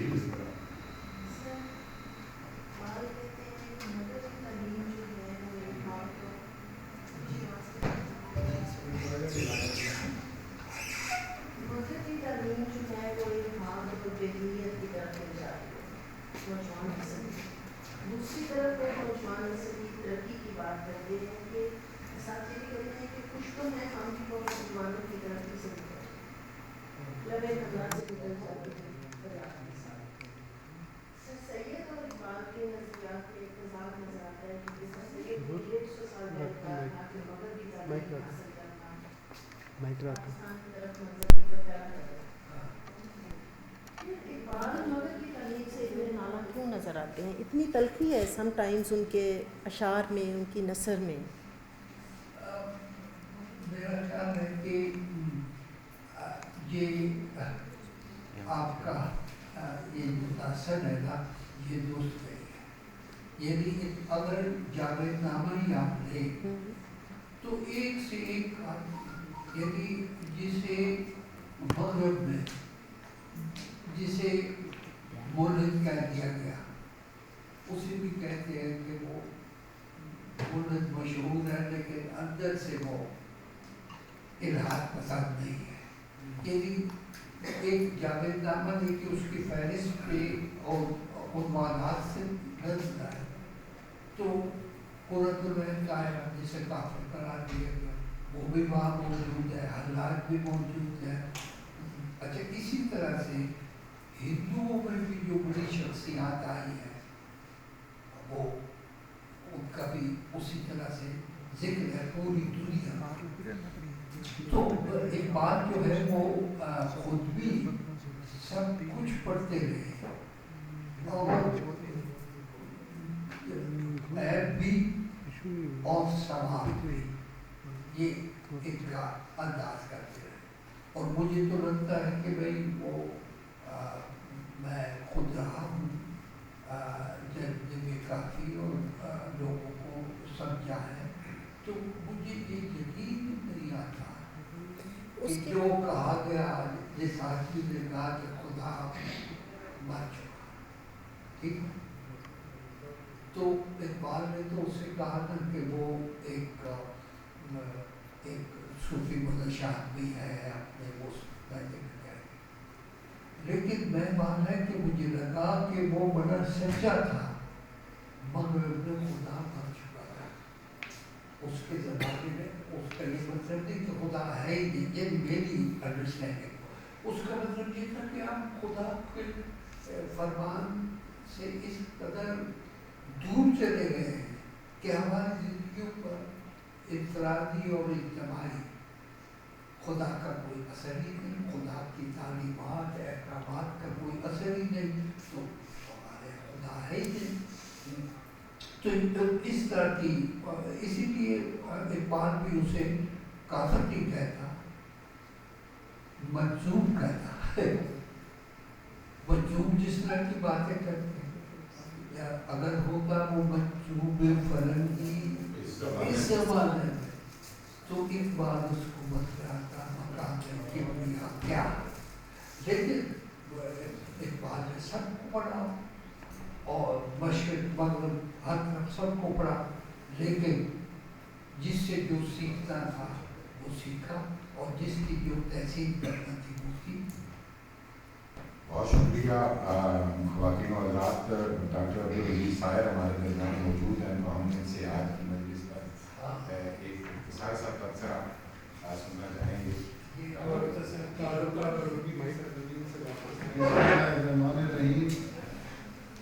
ख़वातीन और हज़रात, हमारी बहुत खुशकिस्मती है कि मुल्क के माया नाज इकबाल के मुतखस्सिस मलिक हमारे दरमियान हैं। मलिक साहब को हम जहाँ भी सुनते हैं और जिस महफिल में भी सुनते हैं, तो रोशनी से इल्म से अपना दामन जो है वो आगे उठते हैं। यहाँ अक्सर और बेशतर लोग इनके बराह रास्त शागिर्द हैं, और जो इनकी क्लास में नहीं बैठे और जिन्हें बराह रास्त जो है वो इनसे साबित फैज़ का मौका नहीं मिला, वो भी ईमान की सतह पर इनके शागिर्द ही हैं कि मजालिस में और मुख्तलिफ फोरम्स पर और मुख्तलिफ तकरीबात में इन्हें सुनने का, इनसे साबित फैज़ करने का, और इन जो ये रोशनी है इनके पास और इकबाल चूँकि हमारी फिक्री तहजीब का एक ऐसा इस्तारा है कि जब वो थे तो उस वक्त 13 सदियों की हमारी फिक्री दीनी तहजीबी रिवायत थी, उसको उसने अपने दामन में सिमोया है। और रसूलुल्लाह सल्लल्लाहु अलैहि वसल्लम की उस हदीस मुबारक का जिसका मफ़हूम यहाँ मलिक साहब ने भी बयान किया और मैं भी उस मफ़हूम को बयान कर रहा हूँ कि ये जो इल्म दानिश है, ये जो हिकमत है, ये मोमिन का खोया हुआ माल है, जहाँ से मिले इसे हासिल करो। तो मलिक साहब ने खुतबात के साथ साथ जावेद नामा का भी जिक्र खैर फरमाया। तो जावेद नामा में तो एक हिकमत और दानिश के और शेर व अदब के लोगों की एक कहकशान जो है वो बनी हुई है, और उसमें मुस्लिम भी हैं, गैर मुस्लिम भी हैं, इस्लाम से पहले के लोग भी उसमें शामिल हैं। तो जहाँ चूँकि तमाम ज़मीनों में, तमाम ज़मानों में, तमाम लोगों में, तमाम हल्कों में अंबिया किराम रहते रहे और रोशनी और हिदायत जो है वो पहुँचती रही, तो आदम अलैहिस्सलाम से लेकर नबी आखिर ज़मान तक जो एक सिलसिला था हिदायत का, वो मुख्तलिफ मुआशरों में, मुख्तलिफ तहजीबों में, मुख्तलिफ लोगों में किसी न किसी सूरत में जो है वो मौजूद रहा है। तो इसीलिए तवज्जो दिलाई गई है कि जो ये रोशनी है, ये जो नूर है, ये जो इल्म है, ये जो हिकमत और आगाही है, ये वही आदम अलैहिस्सलाम से लेकर तमाम अंबिया के यहाँ उतरने वाली वही का सिलसिला है, जहाँ से भी आपको रोशनी के मुयस्सर आए तो इसको हासिल किया जाए। मलिक साहब ने बहुत इख्तिसार और जामियत के साथ इस बहुत अहम और बहुत बुनियादी किताब को जो ये अलामा ने लिखी है, और खुतबात की सूरत में जो है ये मुख्तलिफ जगहों पर जो है ये खुतबात दिए गए। असल ये खुतबात उस तरह से नहीं है जैसे हम लेक्चर देते हैं कि भाई ये एक्सटेम्पोर है या ज़बानी है। अलामा ने बाकायदा ये लिख कर लेक्चर पढ़े हैं, और अवलन तो ये मद्रास में दिए गए और बहुत सिलेक्टेड, और जो अंग्रेज़ी जानने वाले लोग تھے ان لوگوں کے سامنے یہ لیکچر پڑھے گئے. بعد یہ 6 لیکچر جو تھے اور اب اس میں 7ویں کا بھی اضافہ ہو گیا ہے, تو یہ 6 لیکچر دہلی میں بھی اس میں ایک آدھ لیکچر پڑھا گیا, علی گڑھ میں بھی ان لیکچر میں سے ایک لیکچر پڑھا, اور حبیبیہ ہال میں تو 2-3 لیکچر پڑھے گئے لاہور میں. تو جس مجلس میں علامہ نے ایک لیکچر وہاں حبیبیہ ہال میں پڑھنا تھا, تو وہ بھی بہت سلیکٹو لوگوں کا, بہت پڑھے لکھے تھے, جس میں بیرسٹر بیٹھے تھے, جس میں پروفیسر تھے, جس میں معاشرے کے ایسے لوگ تھے جو انگریزی سے براہ راست اکتساب فیض کرنے والے تھے, اور بہت بڑے لوگ مطلب ان کے آئیڈیاز میں موجود تھے. تو احباب نے جو منتظم تھے اس کے تو 2 لوگوں کی ڈیوٹی لگائی گئی. ایک مولانا ظفر علی خان کے, جن کے بارے میں آپ کو معلوم ہے کہ وہ انگریزی کے بہت ہی امپورٹنٹ آدمی ہیں, اور انہوں نے بہت تراجم بھی کیے ہیں انگریزی کی بنیادی کتابوں کے. اور دوسری پطرس بخاری تھے, اور پطرس کے لیے محمد طفیل ہمارے ایک بہت بڑے رائٹر ہیں, انہوں نے لکھا تھا کہ پطرس اتنی انگریزی جانتے تھے جتنی سارے ساؤتھ ایشیا والے مل کر اردو جانتے ہیں. وہ اتنا بڑا آدمی تھا. تو یہ 2 صاحبان کی خاص طور پر انتظامیہ نے ڈیوٹی لگائی کہ یہ لیکچر علامہ ڈلیور کرنے والے ارشاد فرمائیں گے. تو آپ نے اس کے نوٹس ذرا لکھ کے جانے, اور بعد میں ایک خلاصے کے طور پر آپ نے بیان کرنے. جب وہ محفل اپنے اختتام کو پہنچی اور اس وقت کے ناظرین ہوں گے محفل کے, انہوں نے بلایا جناب پطرس بخاری کو کہ جناب آپ پہلے اشارہ فرمائیں کہ مولانا کو جناب دیں گے. علامہ نے کیا اس خطبے میں کہا ہے, نہایت آسان جو ہے وہ خطبہ دی ہے. انہوں نے کہا ہے کہ جب اسٹیج پر تشریف لائے تو لیڈیز اینڈ جینٹلمین, اس کا مطلب ہے خواتین و حضرات, اور اس کے بعد جو کچھ انہوں نے فرمایا وہ مجھ سے بہتر آپ لوگ نے سمجھ لیا ہے. تو مراد یہ ہے کہ اس میں انگریزی حائل نہیں ہے,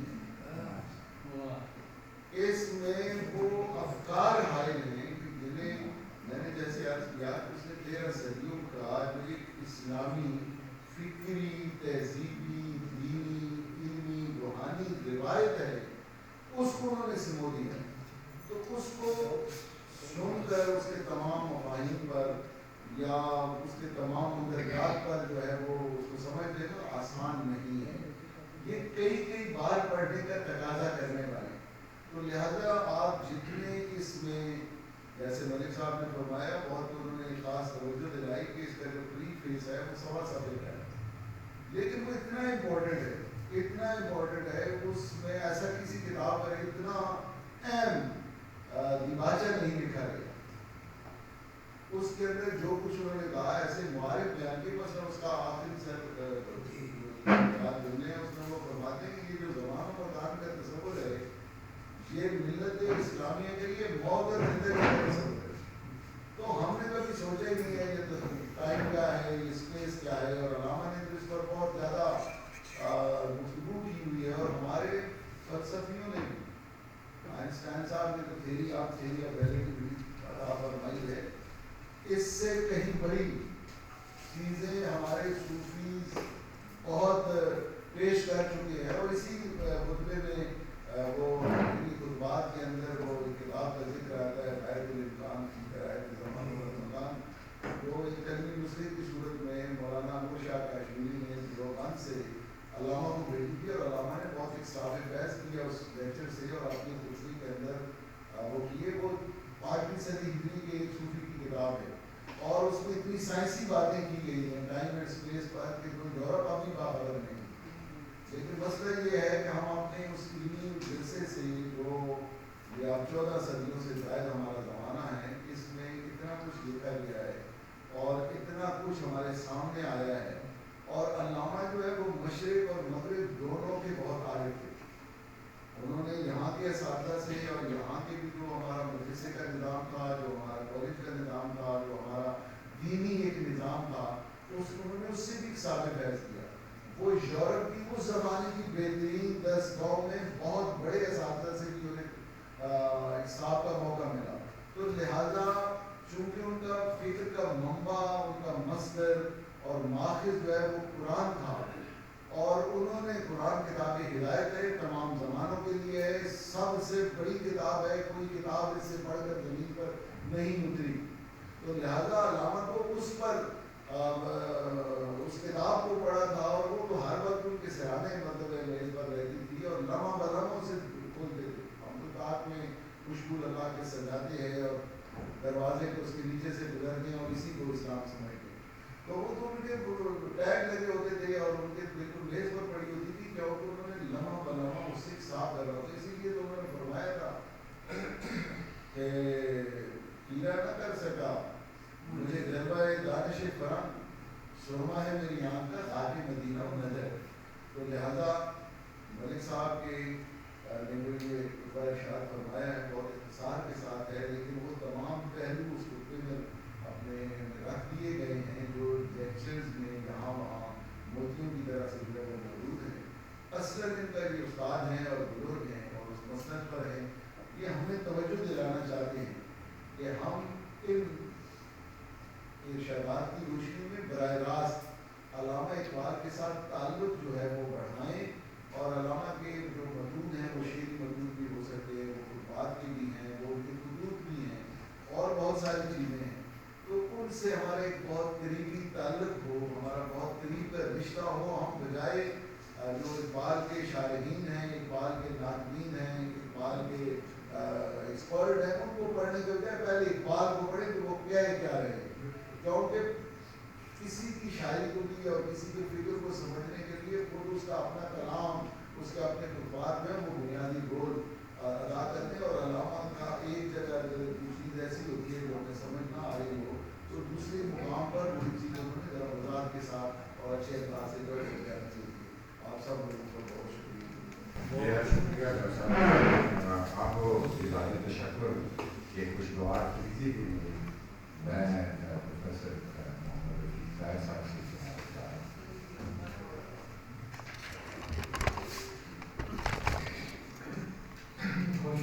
میں تقریباً ہر اس طرح کی محفل میں یہ فرض میرے ذمہ ہے اور مجھے فکر یہ ہوتی ہے کہ میں شکریہ کے الفاظ ایک جگہ کروں تو سارے اساتذہ بیٹھے تو میرا مذاق بن جائے گا. اس لیے پھر میں جتنی دیر یہاں بیٹھتا ہوں سوچتا رہتا ہوں کہ شکریہ سے پہلے کسی کو ضرور کہوں تاکہ شکریہ پہ توجہ کم رہے, میری پہلی بات بہت زیادہ سنیں. میں کیونکہ یہاں پہ فیڈرل کالج آف ایجوکیشن کے مستقبل کے اساتذہ بچیاں بھی بیٹھی ہیں بہت ساری ہمارے درمیان اور باقی لوگ بھی ہیں. میں بھی کیونکہ میرا تعلق رہا زیادہ وزارت تعلیم میں نصاب بنانے سے, ایک سوچ ہمیشہ یہ رہی کہ کس طرح سے ہم اپنی نوجوان نسل تک اقبال کے افکار کو پہنچائیں. یہاں تو اس طرح کی محفلوں میں بڑی مشکل باتیں ہوتی ہیں لیکن ان بچوں تک جن کے لیے علامہ اقبال نے ہر طرح کے لیول پہ جا کے بات کی ہے, چھوٹا سا معصوم بچے سے وہ لمبے آتی سے لے کے آپ آگے اوپر چلیں تو وہ ساری چیزیں وہ ہیں, یعنی ہر ایک کے لیے کوئی نہ کوئی میسج وہاں موجود ہے. تو میں ایک صرف واقعہ شکریہ سے پہلے سناؤں گا کہ ہم ایک ڈیلیگیشن لے کے انڈونیشیا گئے, یہ میں نے پہلے بھی ایک آدھ جگہ سنایا.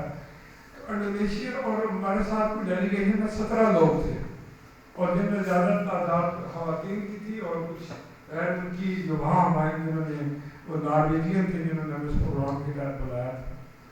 تو ہم اپنا وزٹ کو 17 دن کا تھا مکمل کر کے تو ایسٹ سماٹرا ان کے ایک پروونس ہے بہت بڑا, وہاں پہنچے.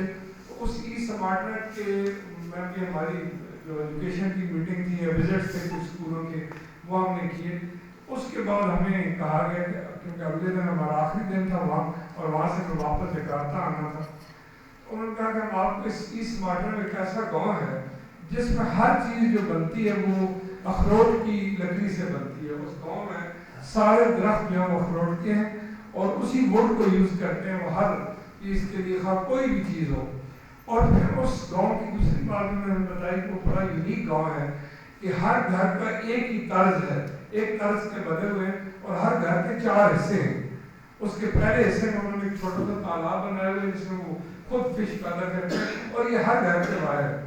اس سے پیچھے ویجیٹیبلز وغیرہ ہیں, اس سے پیچھے ان کا جو دکان یا کاروبار جو بھی وہ کرتے ہیں وہ ہے اور اس سے پیچھے ان کا گھر ہے اور یہ ایک ہی ترتیب میں 4 چیزیں موجود ہیں. تو بڑی دلچسپی تھی کہ ہم سارے وہاں پہ جائیں. تو جب وہاں گئے باقی وہ بہت خوبصورت پہاڑوں میں گھرا ہوا گاؤں تھا اور بڑی اور یہ جو اخروٹ والی بات یہ بھی وہاں سچ ثابت ہوئی اور گھروں کی جو انہوں نے ترتیب بتائی تھی وہ بھی اسی طرح سے تھی.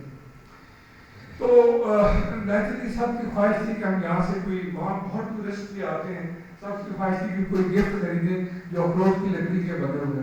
تو ہم نے ایک دکان سلیکٹ کی اور اس میں ہم چلے گئے. اور آپ کو پتہ جب خواتین زیادہ ہوں اور پھر شاپنگ کا دورانیہ جہاں گھڑی پہ دیکھ کے نہیں دیکھا جاتا, وہ تو پھر بس خاموشی اور بالکل بات کو چاہیے کہ چپ ہو جائے, بس دیکھیں کیا ہوتا ہے.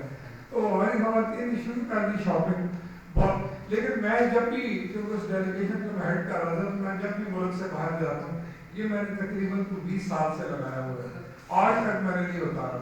ایون سنڈے والے دن بھی میں ویسٹ کوٹ پہن کے سوٹ پہن کے لگا ہوتا ہے. تو یہ میں جہاں بھی جس ڈیلیگیشن کو باہر لے کے جاتا ہوں تو یہ مینڈیٹری تھا کہ وہ پاکستان کا فلیگ سارے لگائیں گے جتنے دن ہم رہیں گے. یہ راجہ صاحب بھی اس بات کے دوران وہ تو اس سے فارغ ہو گئے, لیکن میں نہیں اس کو بھی اتارتا ہے. تو جو دکاندار تھا اس نے ہمارے فلیگ بڑا غور سے دیکھا, اور اتنے, کیونکہ آپ کو پتہ ہے انڈونیشیا ایک ایسا ملک ہے جہاں بارگیننگ بہت زیادہ ہے. آپ کو کہیں گے یہ چیز, وہ کہیں گے 5000 کی ہے, تو کوئی پتہ نہیں 25 روپے میں آپ کو دے دے. اس طریقے کی بارگیننگ وہاں پہ, تو ہمیں فن تو نہیں آتا تھا.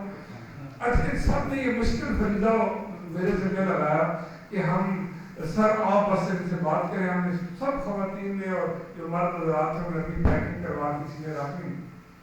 تو جیسے ہی میں نے اس سے بات کی کہ میں نے کہا کہ ہم اب نیچرلی انگلش میں ان سے بات چیت کر, وہ اچھا پڑھا لکھا آدمی تھا جس سے گفتگو سے بھی ہمیں اندازہ ہوا. تو اس نے کہا کہ سر ہم آپ کو کریں گے, لیکن اس کا آپ کو پرائس بتاتے ہیں, صاف کرتے ہیں. آپ میرے گھر میں تشریف لے کے, آپ پاکستان سے ہیں؟ ہم نے کہا کہ ہم پاکستان سے. وہ بڑا سرپرائز تھا کہ اس نے کہا, اور تقریباً ہمیں اس دکان پہ 2 سے 2.5 گھنٹے گزر گئے تھے جتنی دیر آپ وہاں پہ رہے. کچھ لوگ باہر بھی گھومتے رہے. تو اس نے ہمیں اندر گھر اپنے بلا لیا. اندر گئے تو بہت بڑا کمرہ تھا جس میں نیچے ایک قالین بچھا ہوا تھا, اور اس کے اوپر جا کے اس نے اپنی بیگم کو ملایا, اس کا ایک بیٹا تھا اس نے ملایا. اس نے کہا کہ میں جب آپ تشریف لائے اس کے 1 منٹ بعد میں نے اندر, آپ کو پتہ میں چلا گیا تھا, اور میں نے اپنی بیگم کو کہا تھا کہ آج وہ لوگ آئے ہیں جن کی میں ساری زندگی خواب دیکھتا تھا. اقبال لاہوری کے لوگ آج میرے گھر پہ آ گئے ہیں, اور میں ان سے اتنی محبت کرتا ہوں. تو میں نے اس وقت آپ کے لیے کھانے کا آرڈر دے دیا. تو میری بیگم نے آپ کے لیے کھانا, چاول وغیرہ جو انہوں نے بہت اچھی ہماری عزت کی کھانا. لیکن جب میں اس کمرے کے چاروں طرف دیکھا, چاروں جو دیواریں تھیں ان میں الماریاں لگی ہوئی تھیں, اور اقبال کا وہ کہتا ہے میرا یہ کلیم ہے, اقبال نے جو کچھ بھی لکھا ہے وہ سارا کا سارا ان الماریوں میں موجود ہے, ایک چیز بھی میں مس نہیں کرتا. اور مجھے اللہ نے ایک ہی بیٹا دیا, اس کا نام بھی محمد اقبال ہے. تو پھر مجھے اندازہ ہوا, اور اپنی بدنصیبی پہ وہاں تھوڑی شرمندگی بھی ہوئی کہ اقبال لاہوری کے لیے ایسٹ سماٹرا کا دور دراز گاؤں جہاں جانے کا میں اگر سرکار میں تصور بھی نہیں ہے. اس کے اندر اقبال لاہوری کا پوری کی پوری کتابیں, اور وہ بھاشا انڈونیشیا میں ان کی لینگویج اس کی ٹرانسلیشن ہو چکی ہے, اور وہ ساری اس کے پاس موجود تھی. اور اس نے کہا کہ آج میری زندگی کا سب سے خوش قسمت ترین دن ہے کہ اقبال لاہوری کے لوگ جو کہ میں سوچتا ہوں, پڑھتا ہوں, اس کو دیکھتا ہوں, میری بیگم پڑھتی ہے, اور میں نے اپنے ایک بیٹا اس کا نام بھی ان کے نام پہ رکھا ہے, اس ملک سے اور اس شہر سے لوگ آئے. تو دس وز دا لو, اور یہی چیزیں ایران میں جا کے بھی دیکھی, اور یہی چیز ترکی میں بھی جا کے دیکھی. اگر نہیں دیکھی تو پاکستان میں نہیں دیکھی اتفاق سے, اس لحاظ سے کہ ہم ایوب کے اور اقبال کے اور قائد اعظم کے افکار کو چھوڑ کے ایوب والی ٹرینڈ پہ آج تک ہماری حکومتیں چل رہی ہیں, اور ہم ملک میں شاید اقبال کو اس طریقے سے ہم پروموٹ نہیں کر سکے. لیکن میں نے ان لوگوں کو دیکھا کہ ان لوگوں میں, اور وہ اتنی اس کی خوشی کی انتہا نہیں تھی. اگلی بات کیونکہ فائنانشیل تھی, ہمیں پتہ تھا کہ کتنے $1,000 کی خریداری ہو گئی ہے.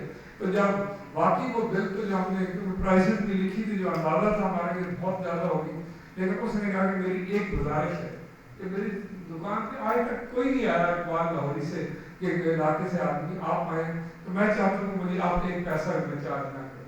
تو ہم نے کہا یہ تو $1,000 بنتے ہیں, ہو نہیں سکتا. مختصر یہ اس نے بہت تھوڑی سی اماؤنٹ ہم سے چارج کی انتہائی ضد کے بعد. تو دس از دا لو افیئر ود دا علامہ اقبال اور اس کی زندگی اور ان کے کلام سے ہے اور ہمیں اپنے لیے جھانکنا ہے. میں خوش قسمت ہوں کہ عمر کے سلسلے میں پروفیسر فتح محمد مالک صاحب کے ساتھ زندگی گزر رہی ہے. سائر صاحب جیسے نوجوان بھی ہمارے ساتھ موجود ہیں اور ان سے بھی ہم اقبال اور رومی میں بہت کچھ سیکھا ہے, بہت کچھ سیکھا ہے. رومی کے مزار پہ کئی دفعہ وہاں گئے, 3 وزٹ کیے, لیکن کبھی بھی ہمیں وہ اتفاق نہیں ہوا کہ اس طرح تصور نہیں آیا. بس ٹھیک ہے, عقیدت ہے. لیکن جب ہمارے عبدالعزیز سائر صاحب نے 3 لیکچر اقبال اور رومی پہ دیے تو ایسے لگ رہا تھا کہ واقعی اس کا ایک ایک کونا اس جگہ کا وہ کوئی ایک ایک چیز اس کی ایسے لگ رہی تھی کہ اس کی ریفلیکشن اقبال کے کلام اور رومی کے کلام کی مطابقت کتنی اور کتنی مشترک ہیں چیزیں, سوچ کتنی مشترک ہے. تو میں آپ سب کا بہت مشکور ہوں. پروفیسر فتح محمد ملک صاحب کو آپ لوگوں کو سننے کا موقع, شاید کچھ ایسے لوگ ہیں بچوں کو شاید زندگی میں پہلی دفعہ ان کو دیکھنے کا موقع ملا ہے. تو یہ ہم اسی طریقے سے انشاءاللہ 16 نومبر کو بھی 10:30 بجے اسی حال میں اقبال اور رومی پہ ہم گفتگو کریں گے اور اس میں عبدالعزیز سائر صاحب بھی ہوں گے. ان سے ہم سنیں گے کیونکہ اس موضوع پہ ہمیں کہا گیا کہ یہ ہماری خواہش ہے کہ اس کو دوبارہ ریپیٹ کیا جائے اور پروفیسر صاحب انشاءاللہ اس کی صدارت کریں گے ہمارے اس لیکچر کی. آپ کو شاید دعوت اس وقت مل جائے, لیکن اب آپ کو بتا رہا ہوں کہ 16 نومبر 10:30 بجے اسی جگہ پہ انشاءاللہ ہم یہ کریں گے. میں آپ کو بہت مشکور ہوں اور دل خصوص اپنی بیٹیوں کا جو کہ ان کے ادارے کا میں خود بھی ڈائریکٹر رہا ہوں اور ان کی میڈم بھی ایک بہت بڑی ڈائریکٹر PhD امریکہ سے, وہ بھی یہاں پہ اور ان کے پروفیسر بھی آئے ہوئے ہیں, ان کا بھی بہت مشکور. اور باقی جو مہمان گرامی مختلف جب سے تشریف لائے ہیں, راجہ عبدالحفیظ صاحب میرے بہت قریبی دوست اور کلیگ ہیں, فیڈرل ڈائریکٹریٹ میں اور HED کالج کے پرنسپل بھی رہے, ان کو بھی ہم نے اور وہ کیونکہ اقبال سے بہت محبت اور پروفیسر صاحب کے ساتھ شاگردی کا رشتہ ہے, اس لیے ان کو خالی دعوت نامہ بھیج کے کوئی فون بھی نہیں کیا اور وہ وقت سے 5 منٹ پہلے یہاں موجود تھے. تو آپ کو بہت شکریہ. یہ علامہ اقبال اوپن یونیورسٹی کا سینٹر آف ایکسیلنس ہے. اس کی یہ 3 چیئر ہیں, اس میں ایک اقبال چیئر ہے اور اسی طریقے سے ایک سیرت النبی صلی اللہ علیہ وسلم چیئر ہے جسے صاحبزادہ ساجد الرحمان صاحب ہیڈ کرتے ہیں, اور ایک ہماری ڈائلاگ ود ہسٹری کے نام سے چیئر ہے جس میں امام شیخ صاحب آج کل اس کے انچارج ہیں. تو یہ تینوں چیئر اور سینٹر آف ایکسیلنس تقریباً 1 مہینے میں کئی پروگرامات کرتا ہے اور یہاں پہ کوئی ڈگری کا پروگرام تو نہیں ہے, لیکن آپ کو یہاں ان شخصیات اور ایسے لوگوں کی باتیں سننے کا موقع ملتا ہے جو تقریباً اس وقت تک بہت سی یونیورسٹیوں میں پڑھائی کے نارمل پڑھائی کے علاوہ یہ چیزیں ناپید ہیں, اور یہ اس سینٹر آف ایکسیلنس میں اس کے وائس چانسلر کا یہ نیم تھا اور یہ بنا. اور اسی طرح یہ بہت ہی الحمدللہ بہت ساری چیزیں جو اس میں ہو چکی ہیں, ہو بھی رہی ہیں, اور بہت جلدی آپ دیکھیں گے اور بہت بڑی کانفرنس کا پروگرام بھی ہمارے اس میں ہے. اور اسی طرح ہسٹری چیئر کے ریفرنس سے بھی ایک سیریز آف ایکسٹینشن لیکچر شروع ہو چکی ہے. اب انشاءاللہ اس کے اپنے 2 لیکچر بھی اسی مہینے میں آپ کے سامنے ہم پیش کریں گے. تو میں آپ سب کا بہت مشکور ہوں. نشاط صاحب نے بالکل انگلی رکھی ہے اس پہ کہ کیسے باندھوں کو جمع کیا. تو پلیز آپ سب لوگ اس سینٹر کو ضرور آپٹ کریں, اور میں نے ہر دفعہ اعلان کرتا ہوں کہ ہم ایک واٹس ایپ گروپ بنا رہے ہیں سینٹر آف ایکسیلنس کے نام سے. تو جو بھی اس میں انٹرسٹیڈ ہو وہ آپ مجھے یا اپنے جو بھی یہاں بیٹھوں کے تھرو مجھے بتائیں. ہر دعوت نامہ اس واٹس ایپ گروپ میں آپ کے ساتھ شیئر ہوگا. بہت شکریہ جی, تھینک یو. شکریہ پروفیسر صاحب نے بہت عمدہ ابتدا میں جو اس سماٹرا کا واقعہ سنایا اس پر ہم سب ان کے شکر گزار ہیں. انہوں نے بہت ایک بصیرت افروز بات کی اور ایک محبت کی داستان کی جو اس کے دل میں اپنا نبوت کر رہی تھی.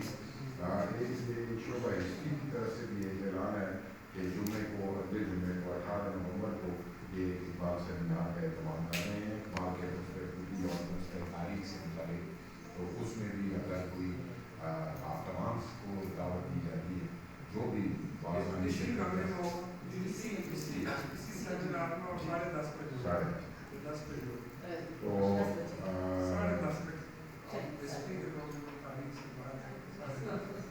میں اقبال شیخ کی طرف سے بھی آپ تمام خواتین حضرات کا شکر ادا کرتا ہوں, اور کہ آپ نے اس خوبصورت محفل کو اور خوبصورت بنایا.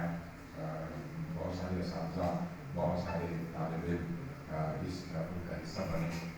میں جملہ فردن سب کا شکر گزار ہوں اور اس کے ساتھ ہی ابھی ہم لذت کام ادارن کے لیے پوری اہتمام کیے ہوئے ہیں. تو یہ صاحب مہمان سامنے ایگزیکٹو کلب میں جائیں گے, وہاں چائے کے کام پیش کریں گے. جو ہمارے بچے اسٹوڈنٹس ہیں ان کے لیے ہم نے کوئی ریفریشمنٹ گفٹ پیک رکھے ہیں, ان کو یہاں ہی پیش کیا جائے گا. بہت شکریہ. سامنے بالکل